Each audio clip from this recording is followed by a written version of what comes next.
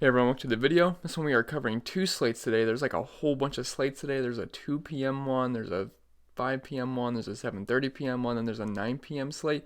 So I'm going to be covering the 5 p.m. slate, which is actually a pretty decently sized. I forget if it's 5 or 6 games.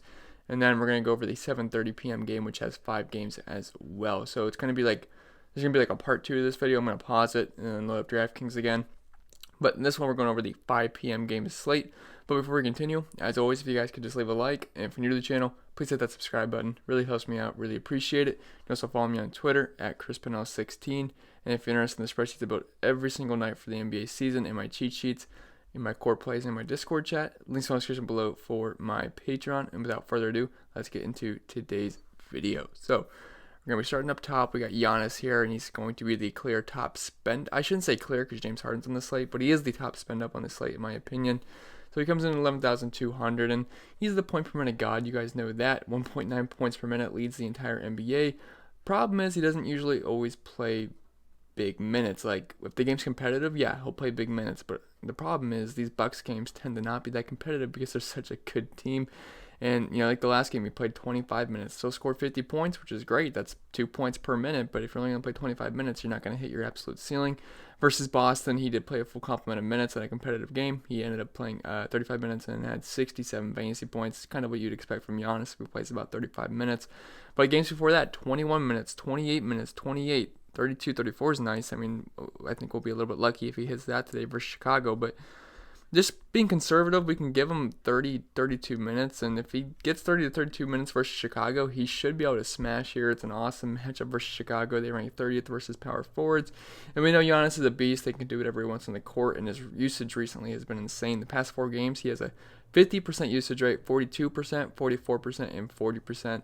And I mean, the Bucks, they have the highest implied team total on the slate. They play fast, and if he gets 30, 32 minutes, I would not be surprised if he ended up scoring like close to 60 fantasy points. If he ended up playing about 35 minutes, he could honestly get over 70 pretty easily in my opinion. So Giannis, you got to have interest here. He's the best point per minute player on the slate. Again, problem is he just doesn't always play big minutes. But if you have the dough to fit him in, I certainly don't mind him whatsoever. So we could definitely look Giannis's way. James Harden, I'll personally pass on this slate. I'd rather play his teammate Russell Westbrook here at 9,800, so we'll talk about him instead of James Harden. But, I just think he's a better point per dollar option play, and he's also been very, very good the past 3 games. Much better on a point per dollar basis than James Harden has been. And he had 60 points versus the Lakers in 40 minutes. 42 minutes versus Portland, he had 69 fantasy points. In the game before that, he had 56 fantasy points. He's been playing very, very well. Now, the matchup versus OKC is not great, but it's also against his former team. That's not in OKC, so he might not be as juiced up, but it's still against his former team. So, he's going to be amped up for the game. And, the matchup's not great, but like I said, I didn't say this actually. Like I said, the matchup's not great, but they're also, OKC is ranked 13th versus point guards, so they're pretty good all around, but they are a little bit mid-pack when it comes to point guards and centers. So Russell Westbrook does actually draw an okay matchup here, and he's got a 33% usage rate in the season. He's at 1.34 points per minute. Game also features a 229 over/under, which is one of the highest on the slate, if it's not the highest. I'm going to pause this really quick and check. Okay, so it's actually at 230 now, and then the Memphis-New Orleans game, the total just came out, and that's at 238. So it's not quite as close as that one, but it's the second highest total on the slate. So definitely wanted some exposure to the Rockets here.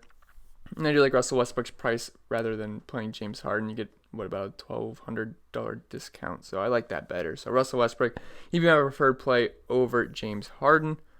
And scrolling down a little bit here, we have Brandon Ingram right below Russell Westbrook. He comes in at 8,800, and again, I want exposure to this game. I last night when I was doing my notes on this slate, the total was not out yet. I assumed it was going to be pretty high with Memphis and New Orleans on the slate because they're just two bad defensive teams. They both play fast. Well, that is the case because we have a 238 total. It's a pretty big total, and it's a 2.5 point spread, so it should be pretty close back and forth. And you got to have interest in Brandon Ingram here. He's one of the safest plays almost every single night. It's pretty much a guarantee 40 points, if not more, on most nights. I know he had 39 points versus the Clippers, but on most nights, he's going to get you about 40 points plus with the upside. Saw him get 69 versus Utah. Then he had 51 versus the Knicks as well. And he's got near, I'm sorry, He's got a near 30% usage rate and 1.3 points per minute. Love the matchup versus Memphis. Like I said, we have an extremely high total. Both teams play very fast-paced, and they're both terrible defensively. Memphis is the 6th worst defensive team, and New Orleans is 8th worst. And New Orleans is 3rd in pace of play, while Memphis is 8th worst. So this is a perfect game setup. And if Holiday is in, I know he's questionable as of right now. If he's in, we'll have to downgrade him a little bit. But either way, I still think he's a pretty solid play. And if Drew Holiday happens to be out, and guys like Favors are out as well, just more of a boost to him. So Brandon Ingram definitely have interest in him on this slate. I absolutely love this game for fantasy purposes. So you could certainly look his way in all formats. I don't really like Levine, Fox, or Bam, but Vooch is fine at 8,400. So he's just kind of like a consistent, solid play. I mean, he has a couple of low 30-point games, but not everyone's perfect. But he's pretty much a safe bet for over 40 fantasy points, if not more. Going up against Charlotte, I mean, they're 29th versus center, so Vucevic should be able to eat down low. He's going to play 30-plus minutes. He's at 1.3 points per minute on the season. Has over about 24%, 25% usage rate. He's fine. I mean, he does a little bit of everything. Should be able to get an easy double-double here. I have minor interest in Vucevic just because I think there's better plays on this slate, but he is definitely in play for me, in my opinion. You could certainly look at John Morant, though. He's at 8,200, and I definitely want exposure to this game. We have a 238 over-under, really tight spread, so going to be a great game for fantasy purposes. Now, I will say this is pretty much the most expensive he's been all season, and I hate buying high on guys, but if you do want to stack this game, I totally get it, and he has been playing very well recently in the past 4 games, 39, 48, 36, 56. He definitely has 50-point upside, and he's going to be really fun. He is very fun to watch, and this guy's going to be very, very good in the future. He already is good now, but I just mean in the future he's going to be awesome. And he does an elite matchup versus New Orleans. They rank 30th versus point guards, and Jaws over a point per minute guy. The only problem is he doesn't usually play huge minutes. Now, recently he has. Before that, he was only getting about like 27 to 30 minutes per game. I mean, past 4 games, 33 minutes, 37, 30, 34. I definitely like the recent minutes he's been getting. So it definitely makes his upside much higher. And like I said, amazing matchup versus New Orleans. Love this game for fantasy purposes. You could certainly look John Morant's way in GPPs. He's an excellent part of this game stack here. Let's see. Julius Randle, I think he's a pretty good play versus Cleveland. He comes in at 7,700, and he's one of those solid plays that it's probably going to get you 35 plus points. And if you look at the recent 10-game log here, he has been playing very, very well. 36, 43, 49, 46, 35, 35, 39, 48, 61, 47. Not really going to complain about any of those games. He's had a couple of mid-30s games, but you're really not complaining too much about that. He's been very consistent recently. And this is a perfect matchup versus Cleveland, so I don't see why the good times would stop now. They're the 2nd worst defensive team in the NBA. They're ranked 20th versus power forwards and 26th versus centers.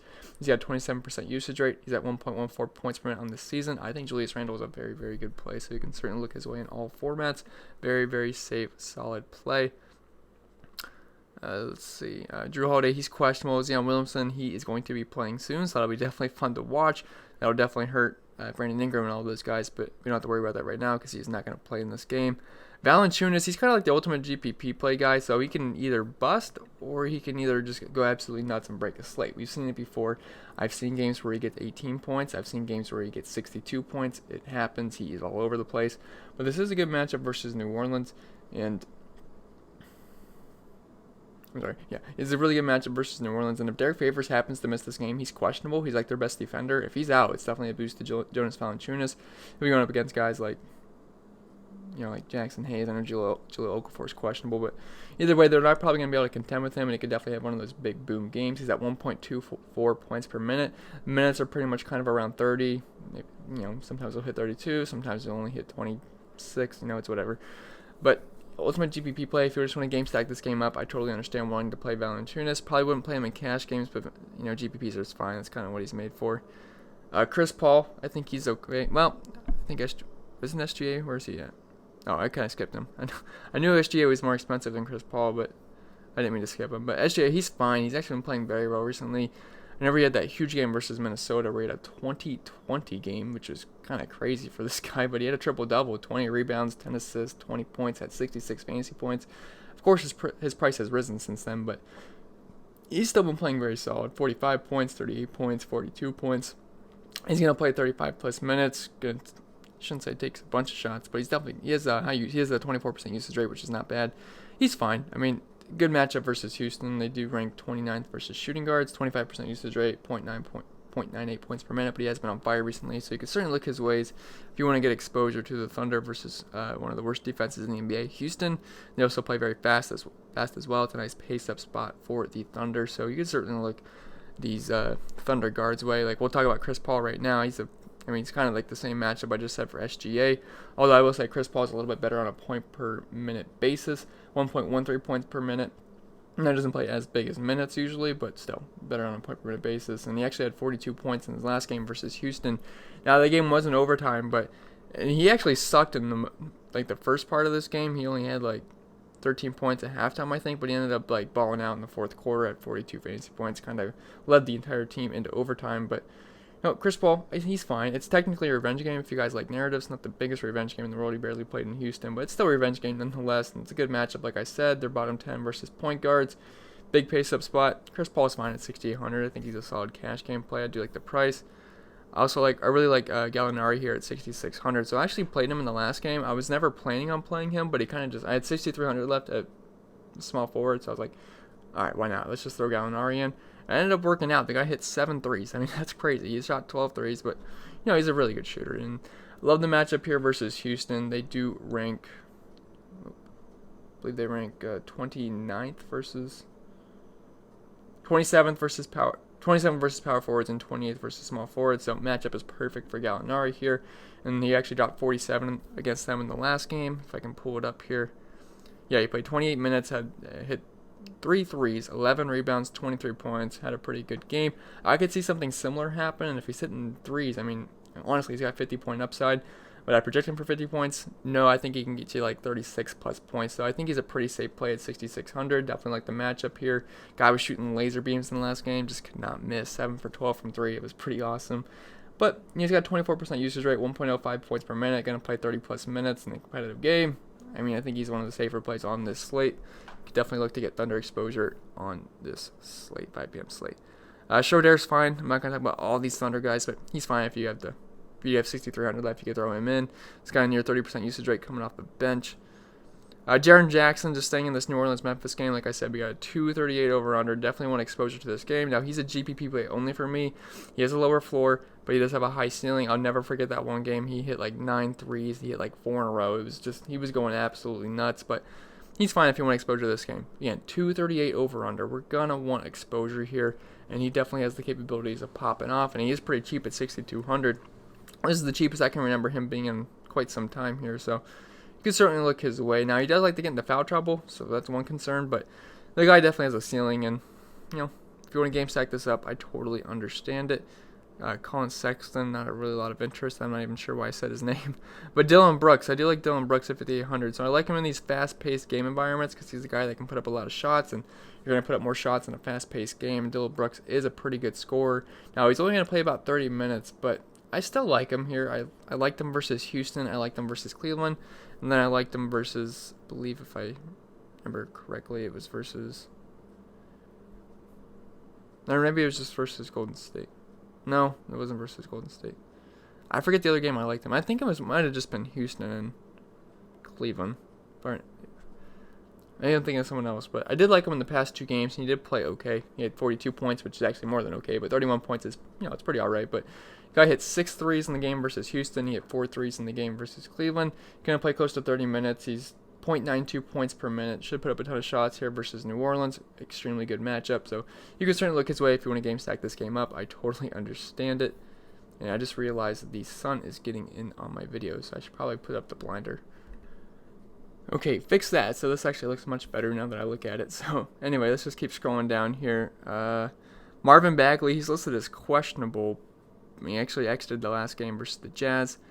But if he's good to go, we're not totally sure if he's going to end up playing. But if he's good to go, he's still too cheap at 5,400. Again, we'll have to keep an eye on the injury news. But he's just too cheap for a guy that's over a point per minute. He's got a 27% usage rate. He played very well in the last game versus Utah despite leaving a little bit early. Played 30 minutes, had 33 fantasy points. If he plays 30 minutes tonight, I think we can expect something similar. He's too good of a guy to be 5,400. He should be a little bit more expensive here, so I don't mind him. He's going to grade out as a pretty good point per dollar option as long as they get in 30-plus minutes in most projection systems. And there's really not a lot of good value on this slate. You could look Darius Garland's way. He's at 5K, and he's actually been playing pretty well recently. Yeah, 23, 23, 32, 28, 33, 32, 27, 17 sucks, but then 33, 35. He's been okay. He's not the worst play on the slate, and it's a good matchup versus New York. Now, they do play slow, but they're also 19th versus point guards. So shooting volume, never really a problem with Darius Garland. He's going to put up a lot of shots. See, 14 shots, 12, 16, 13, 6, 7, 5, 7 threes. He's fine. He's more of just a scorer. He's not going to do much else in the stat sheet. Now, he will get assists. I mean, he had a 10 assist game versus the Clippers. That's more of an outlier because the Cavs guards hate getting assists. But he's about 0.8 points per minute. He's fine if he's going to get 35 minutes versus New York. So you could look his way. But again, there's like no value plays on this slate. So they're going to kind of be hunting for value. Jay Crowder, he's at 4,900. But he should play 25 to 30 minutes. But again, if you just want exposure to New Orleans, I totally get it. Not one of my favorite plays on the slate.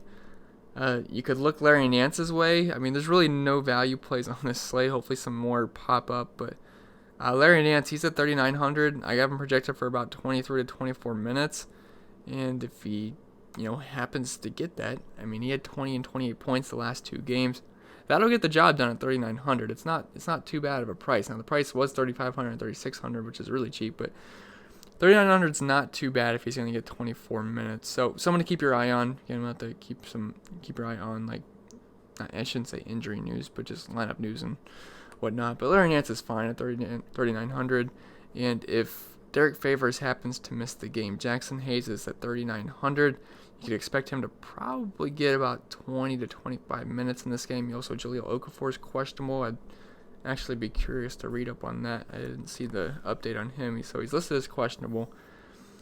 Won't play set. Okay, so nothing come up for that. And Derek Favors is still questionable. Last time I looked, he was. Let me just make sure that didn't change. So he's still listed as questionable. So if they both miss, I mean, Jackson Hayes is going to be forced into about like 25 to 28 minutes here, if not more, if he's playing well. And he's at 3,900. It's a really good matchup versus Memphis. You could certainly look his way. I mean, he's a pretty good point per minute guy. I mean, the last game he played 16 minutes, had 27 fantasy points. Actually been playing well for the minutes he's been getting recently. He had 27 points, 19, 15, and then was it 27 versus Boston. So, if they're both out, he goes over a point per minute. I mean, he should pay off his salary versus Memphis. They ranked 23rd versus center. So, Jackson Hayes, he'd become one of the better value plays on the entire slate. But, sorry, that's my dog barking. But that's pretty much going to be it for this video. I'll pause it, and then we'll head over to the 7:30 p.m. slate. Hopefully that should be a little bit of a quicker video considering it's only 5 games. But let me just pause this really quick, and we'll head over there. Okay, so now this is the 5-game 7:30 p.m. start time. Sorry, these slates are a little bit wacky today, but let's get into it. So I actually like this slate quite a bit. I think there's some pretty easy plays, and then there's a couple of okay plays. But up top, you got LeBron. So AD is still questionable. If AD happens to miss this game, 10,800 for LeBron is not too bad. Now, the matchup versus Boston's pretty sucky, considering they're one of the best teams versus guards and whatnot. But it's still LeBron, and you really can't guard the guy. I don't know if he'd be juiced up for a game versus Boston, but he's got some history versus Boston. But with AD off the court, he's at 1.7 points per minute, at almost near 38% usage rate. I wouldn't say he's an absolute lock, but there's enough value to make him a lock because there's just, like I said, there's a lot of value. We'll talk about them in a little bit. So it really wouldn't be hard to fit in a guy like LeBron. So if you want to spend all the way up with AD being out, you can certainly look LeBron's way. If AD happens to be in, I would just personally want to stay away from this game. But again, if AD's out, you can certainly look LeBron's way. There's enough value to get him in. Scrolling down a little bit, Devin Booker, he had a huge game last time versus Boston, which I guess he usually always destroys Boston. I kind of overlooked that. He played 41 minutes, ended up almost having a triple-double, 10 boards, 9 assists, 39 points, had 69 fantasy points, was playing very well. 8,600 is not that bad. Spurs do struggle with guards, so Devin Booker is not a bad GPP play. I never really play the guy in cash games unless he's really cheap, and it's not really that cheap on this slate. But Devin Booker is fine in GPPs. But my favorite play on this slate is going to be the cover picture of this video. It's Damian Lillard here at 8,400. In my opinion, he is one of, if not the easiest play on the entire slate. McCollum will be out again, and this price really isn't up to where it should be. None of the Blazers got a price bump with CJ McCollum being out. So it was kind of, I expect them to be chalky because Draftkings just really their prices do not reflect the situation here. But Lillard's going to be an awesome play here with CJ off the court. He's got a 33% usage rate. He's at over 1.3 points per minute. And last 2 games with CJ out the court. He's averaging a 37% usage rate, which is excellent at this price tag of 8,400. Love the spot versus Golden State as well. They rank 27th versus point guards, and it's also the late night hammers. This game's at 10 p.m., so definitely want exposure to this game. I did not end up. So I paused it for a second. I wanted to look at the over-under. It was only at 220, which I thought was a little bit surprising. I thought it would be a little bit higher, but still, I do like this game for fantasy purposes. Damian Lillard is an excellent option. So I'm going to be looking to lock in my lineups on this 7:30 p.m. slate. Ayton's been playing well. It's not the best matchup down low versus San Antonio. I'm probably going to pass there, but he's fine in GPPs. DeMar DeRozan, he has been pretty much on fire recently. So last night he played pretty well, 45 points. But before that, 51, 49, 44, 62, 44, 37, 40. The guy's been playing very well recently, pretty much doing a little bit of everything in the stat sheet the past 3 games. 9 boards, 9 assists, 9 boards, 9 assists, 5 boards, 7 assists, 8 boards, 4 assists, and he's scoring over 20 points per game. He's been playing very well recently. I do think he's a pretty solid play here. He's like a safe mid-range play, 8,200. Draws a nice matchup versus a fast-paced Phoenix team who ranks 22nd versus shooting guards, so not that great versus small forwards either, so whatever you want to call it, DeMar DeRozan. But he's doing a little bit of everything. He's playing big minutes. He's over a point per minute guy. I think DeRozan's fine at 8,200. I don't mind paying that price tag. It feels a little bit expensive to pay for him, but if he's probably going to get close to 50 fantasy points, and that's not too bad at 8,200. So DeRozan is definitely on my radar. You could also, let's see. Also, D'Angelo Russell. He's actually one of my favorite plays on the entire slate. So I'm going to have a lot of Blazers exposure, which I assume pretty much everyone is as well. So I don't mind running it back with D'Angelo Russell, one of my favorite plays on this slate. Also like Whiteside in this game too, who we'll talk about very shortly. I believe the next player, because I think they're right within the same price range. But yeah, I love D'Angelo Russell here. He just seems a little bit too cheap in this mid 7K range. I mean, he's been playing well. 3 out of the last 4 games, 53 points, 43 points. 25 sucked versus Dallas, but then he had 50 points versus Memphis, and then I believe the game before that he had a pretty good game as well, if I remember. He had 52 points, then 49 points, so he's actually been playing very well recently, and 600 just seems a little bit too cheap. I think he should be over 8K. He's got a 32% usage rate. He's at 1.24 points per minute. Tremendous matchup versus Portland too. I mean, they play faster than Golden State. They're not the fastest paced team in the world, but I believe they're 12th in pace of play. And they also rank 25th versus point guard. So D'Angelo Russell, I think he's one of the better plays on this slate. Definitely look to. I'm pretty much going to be looking to stack this game up. It's also the 10 p.m. game, and I love getting late game exposure. So D'Angelo Russell, one of the best plays on the slate. Hassan Whiteside, again, one of the best plays on the slate too. 7,500, just staying in this game and staying in this price range. So 3 of the best plays on the slate, in my opinion, are within like 8,400 to 7,500. So it's really not breaking the bank on this slate. You don't have to pay top dollar. Yeah, you could play LeBron if AD is out, but 3 of my favorite plays, 7,500, 7,600, 8,400, so you're not breaking the bank here. You do like the price tags. And there's a lot of value too, so it should be pretty fun roster construction. It won't be hard to build a lineup, but let's talk about Hassan Whiteside here. So he absolutely crushed me in the last game. I thought it was a great spot for him. No CJ was on the court. He played well versus OKC so far this season. He sucked. 9 boards, 6 points. Like, Hassan Whiteside scoring 6 points. Like, what is this, man? But he still had 4 blocks, which he gets a lot of blocks every single game. That's kind of what he does. He gets blocks, but do like Whiteside quite a bit here. I'm willing to forgive him. He should be able to smash versus Golden State. Whiteside's numbers boost to over 1.4 points per minute with CJ McCollum off the court, which is pretty insane for a guy at 7,500. I mean, Russell's 100 more than him. He's only at 1.24 points per minute. Whiteside's over 1.4 points per minute, 7,500. So I think he's one of the best plays on the slate. Grading out is a very good point per dollar option. Actually, grading out is one of the top point per dollar options for me on the slate, which is kind of crazy for a guy that's 7,500, but that's just how it's grading out right now. And if the game's competitive, he should see about 35 plus minutes in this game, which, like I said earlier in the season, he was only playing like 27 to 29 minutes. Now he's playing 35 plus minutes, no problem if the game stays competitive. In Golden State, they're actually okay versus centers, but not great. We've seen centers have big games versus Golden State all season. And Whiteside can smash in any matchup, and I like this price here, grading as one of the best plays on the slate. I mean, I'm pretty much going to be locking in Lillard, Whiteside, and D'Angelo Russell. And I know that now at 10 a.m., usually I'd have no idea how roster construction would look like, but I'm for sure going to be playing Lillard, Lillard, Whiteside, and Russell as of right now. So, moving on, Kemba Walker is listed as questionable. We'll see if they updated anything. Nope, still questionable. And then Jaylen Brown is also listed as questionable. So, if they both happen to miss this game, you could certainly look Jason Tatum's way at 6,900. So, a lot of these Celtics are pretty cheap. So, if Kemba's out and Jaylen Brown's out, we can certainly look at a couple of these Celtics because their prices did not move. And Jason Tatum, he had a very good game last time out. He had a slow start, but ended up balling out. Played 39 minutes, had 10 boards, 2 assists, 3 steals, 1 block, 26 points. I ended up having 50 fantasy points. Had a very, very good game. Now the matchup kind of sucks versus the Lakers. They're one of the best defensive teams in the NBA. But if Kemba and Brown are off, I mean, his numbers are just too good to ignore here at 6,900. He's got 1.38 points per minute, which is amazing, and then 35% usage rate. So if Kemba and them are off, you certainly have to look Jason Tatum's way. I know the matchup sucks, but it's a Celtics-Lakers game. Should be a pretty big game. Everyone's going to be juiced up. I think Tatum's fine at 6,900. Should grade as a pretty good option if they're both out. Scrolling down the list a little bit. Aldridge, he gets a good matchup down low versus Phoenix, one of the worst teams in the league versus big men, but he's not been playing that well recently. I'll probably pass there. Michael Porter's priced to the moon. I remember he was just 3,700 not too long ago, 6,500. No, I will not pay that much for Michael Porter. Carmelo Anthony, if you just want to game stack this game, I get it. He doesn't really see too much of a bump with CJ McCollum off the court. He's still at like 0.9 points per minute, 23% usage rate. Had a very bad game last time versus OKC. He only had 4 boards, 9 points. Kind of pulled a Hassan Whiteside. They both struggled in that game. He's fine, though, if you just want exposure to this game. He's not going to grade out as the best point per dollar option in the world, but I totally get it if you just want to game stack this up. I don't really want to talk too much about Melo because he's not really too much on my radar.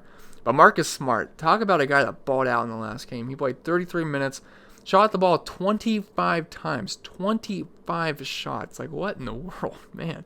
I actually played Brad Wanamaker in this game.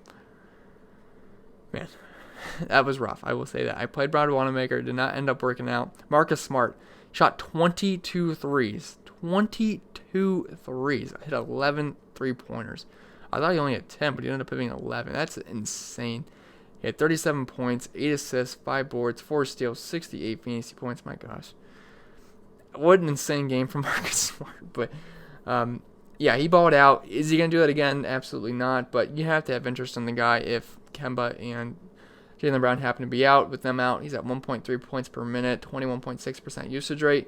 Matchup's okay versus the Lakers. They actually ranked 16th versus point guards, which is one of their weaker spots. So you could look his way.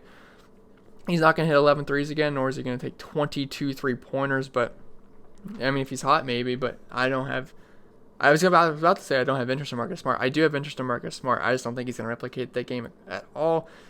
Do I think he could get 30 to 35 points? For sure. But is he going to get 68 again? No. But definitely on my radar for sure. Draymond Green, he's cheap at 5,700. Again, if you just want to get if you want to game stack this game up, I totally get it. It's probably one of the better games on the slate just due to pricing and matchups. But last game we did play 36 minutes, which was nice to see. I ended up scoring 34 fantasy points. Doesn't do a whole lot great. He doesn't do a whole lot good, but he does a little bit of everything okay, if that makes any sense. He had 8 boards in the last game, 8 assists, 2 blocks, 1 steal, 6 points. He is not a big scorer, but he's going to do a little bit of everything in the stat sheet, which kind of gives him a somewhat okay floor. He's been close to a point per minute on the season. If he plays like 34 minutes at 5,700, he should be able to get 30-plus points versus Portland. He's going to be getting guarded by Melo.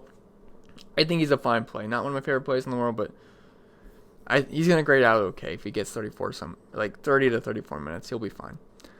Gordon Hayward, so he's really cheap at 5,600. Now, the matchup sucks versus the Lakers, but like I said, some of these Celtics are just a little bit too cheap. Tatum's underpriced. Marcus Smart's not underpriced, but he's kind of fairly priced, and Gordon Hayward's just a little bit too cheap here at 5,600. Coming off a monster game where he had 7 boards, 7 assists, 22 points, 44 fantasy points in 41 minutes versus Phoenix. Like I said, the matchup's not good, but if both those guys are off the court, he's at 1.1 points per minute on the season. And he's going to play big minutes, so pricing is just a little bit silly on Gordon Hayward, so I think he's fine. It'd be hard for him to not hit value if both those guys are off the court at 5,600. Let's see. You could also look at Murray. He balled out in the last game versus Atlanta, if I remember correctly. Yeah, he balled out versus Atlanta. Had a pretty bad game versus Miami, where he only saw 22 minutes and 13 fantasy points, but versus Atlanta, he balled out. Now, the minutes are a little bit sporadic with the guy. He's going to play anywhere from like 21 minutes to 30 minutes most nights. They usually won't break that 30-minute mark like he did versus Atlanta, but he's fine. He's over a point per minute guy. It's a pace-up spot versus Phoenix. They do rank bottom 10 versus guards. He's at 1.12 points per minute on this season. He's okay, 5,300. I don't really want to talk too much about him because I really don't see myself landing on him, but he's okay at 5,300. But I don't really like any of these guys. I mean, some of them are okay lineup fillers, but I do want to talk about some of the value plays from Portland. So you could look Simon's way for sure, 3,900. He was chalk last game. Ended up playing 35 minutes, shot the ball 11 times, which was nice. Did hit a three-pointer, but only scored 17 fantasy points. A little disappointing, but I think I can expect a better game here versus Golden State. They're bottom 5 versus guards. With no CJ McCollum, he's got over a 20% usage rate at 0.7 points per minute, which is not great, but still he's 3,900. He does great. That was one of the better plays on this slate just from a point per dollar standpoint. So you could certainly look his way, and then we could also look at Hazonia here. He comes in at 3,500. And last game, he ended up playing 29 minutes, which was great. Ended up scoring 14 points, which is not great. Didn't do really much of anything at all. But this is still a pretty cheap price point. And OKC is a pretty tough matchup. This is a much softer matchup here versus Golden State. He's at 0.73 points per minute with CJ McCollum off the court. And also, Kent Bazemore got traded, so that also boosts these kind of guys up as well. And if he plays close to 30 minutes, I think he'll be fine versus Golden State. Should be able to crack 20 points, which will do at 3,500. Then I have one more value play for you guys, and that's going to be Gary Trent Jr. He comes in at 3,200, and he absolutely balled out in the last game. I don't know if anyone saw that coming. I'm pretty sure it was his birthday, if I remember seeing that correctly on Twitter, so too bad I didn't know about the birthday narrative. But he ended up scoring 30 points, shot 9 threes, shot the ball 18 times. He was filling at 48 fantasy points. He was at min price at 3K. Usually DraftKings would price these guys back up, but now he's only 3,200. His price didn't move, so certainly you got to look his way. Should grade out as a pretty good point per dollar option. If he's going to keep shooting the ball that much, he was hot, so he kept shooting. But if he's going to shoot the ball like 12 plus times at 3,200 versus Golden State, you got to have interest. He's at 0.83 points per minute with CJ and all those guys off the court, so I think he's fine. Don't expect another 48-point outing, but Gary Trent, if he gets you 20 points at 3,200, you will certainly take it. And I think that's pretty much going to be it for this video, guys. I do want to talk about overlaydfs.com really quick. So, overlaydfs.com, it's a very simple DFS website. It's pretty much just start 'em, sit 'em kind of thing. You just pick whoever you think is going to score the most fantasy points, and if they happen to score more fantasy points than the other guy, you win that matchup. So, say you think Marcus Smart's going to outscore Gordon Hayward tonight. You pick Marcus Smart. If Marcus Smart scores more fantasy points, you win. It's that simple. You got a list of about 20 guys here, and you pick 12 matchups. You pick your 12 matchups you think you get the biggest edge on. What I personally do is use my own projections, and then whatever ones I find the biggest edges on, I pick that. I pick that one. So if I haven't looked yet, but say I have like a 6-point advantage from Gobert to Sabonis. A lot of these matchups only have like 1 or 2 point advantages. If I can get like a 6-point advantage, I'll definitely pick that one to make it one of my favorite picks on the slate. And the payout structure, the top 10% win 9x their money. So this is the $22 double deuce contest. If you happen to win, place in the top 10% of the contest, you will win $180, 9x your buy-in. And if you happen to go 12-0, it's not easy. But if you happen to go 12-0 on your picks, I've come close before. I think I had 10 wins one time, 10-2. But if you get 12-0, you win the jackpot of $6,100. And also they're running a slump buster challenge where if you lose 20 days in a row, they will refund every single dollar you played. So they're pretty much daring you guys to lose 20 days in a row. I don't have a promo code to sign up. Just head over to overlaydfs.com and start playing now. It's a very fun website. I wouldn't recommend this to you guys if I didn't play it myself. I do have fun playing it.